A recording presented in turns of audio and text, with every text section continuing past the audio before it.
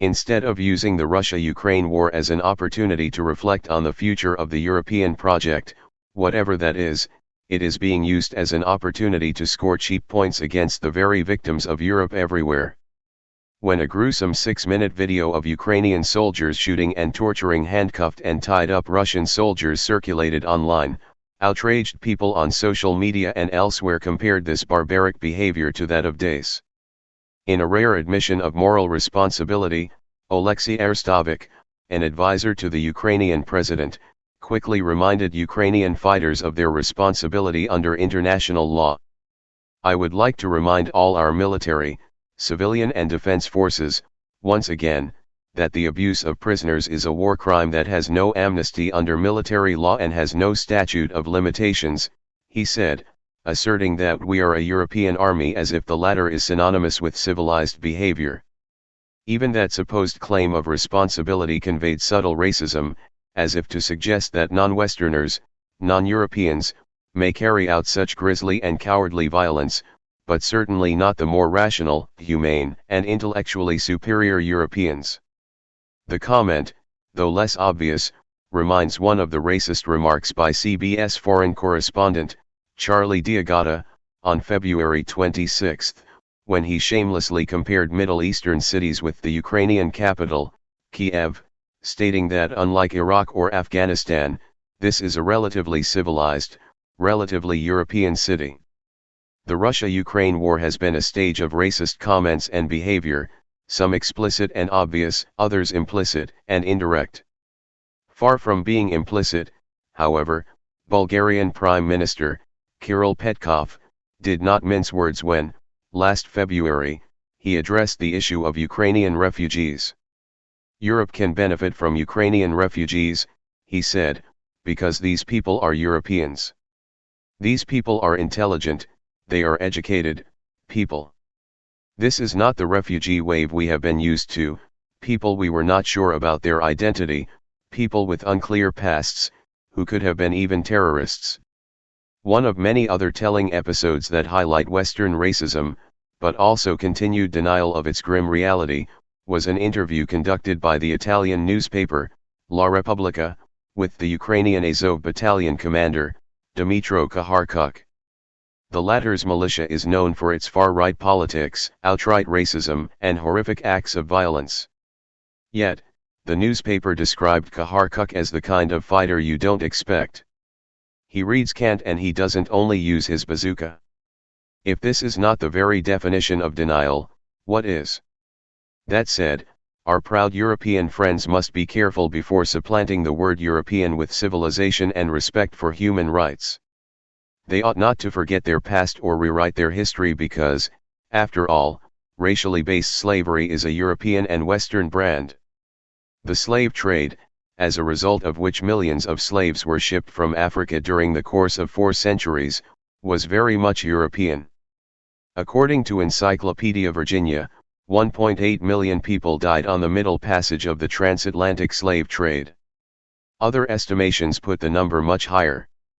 Colonialism is another European quality. Starting in the 15th century, and lasting for centuries afterward, colonialism ravaged the entire global South.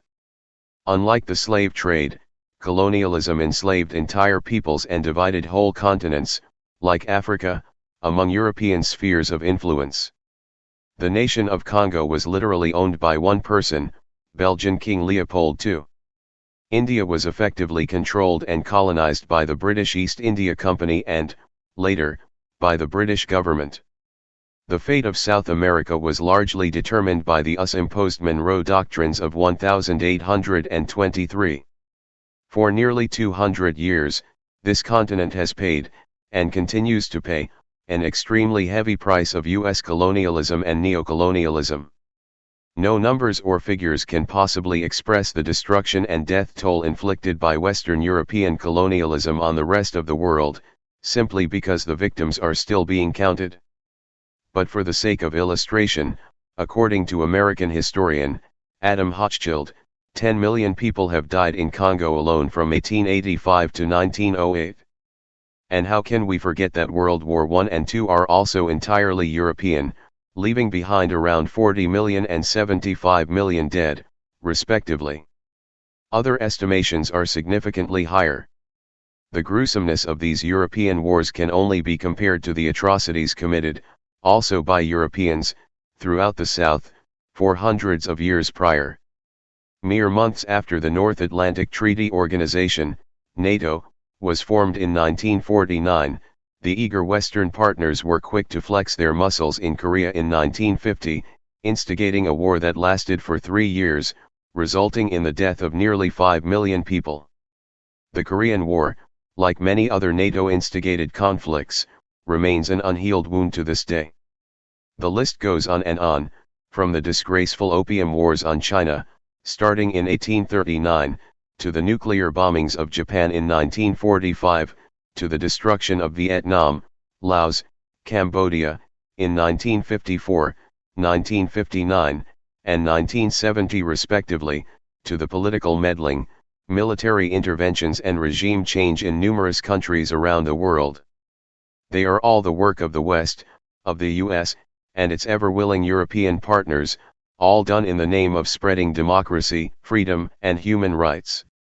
If it were not for the Europeans, Palestine would have gained its independence decades ago, and its people, this writer included, would have not been made refugees, suffering under the yoke of Zionist Israel.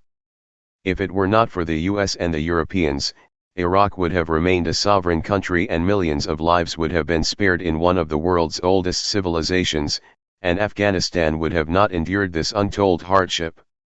Even when the US and its European friends finally relented and left Afghanistan last year, they continue to hold the country hostage, by blocking the release of its funds, leading to actual starvation among the people of that war-torn country. So before bragging about the virtues of Europe, and the demeaning of everyone else, the likes of Arstovic, Diagata, and Petkov should take a look at themselves in the mirror and reconsider their unsubstantiated ethnocentric view of the world and of history. In fact, if anyone deserves bragging rights, it is those colonized nations that resisted colonialism, the slaves that fought for their freedom, and the oppressed nations that resisted their European oppressors, despite the pain and suffering that such struggles entailed. Sadly, for Europe, however, instead of using the Russia-Ukraine war as an opportunity to reflect on the future of the European project, whatever that is, it is being used as an opportunity to score cheap points against the very victims of Europe everywhere. Once more, valuable lessons remain unlearned.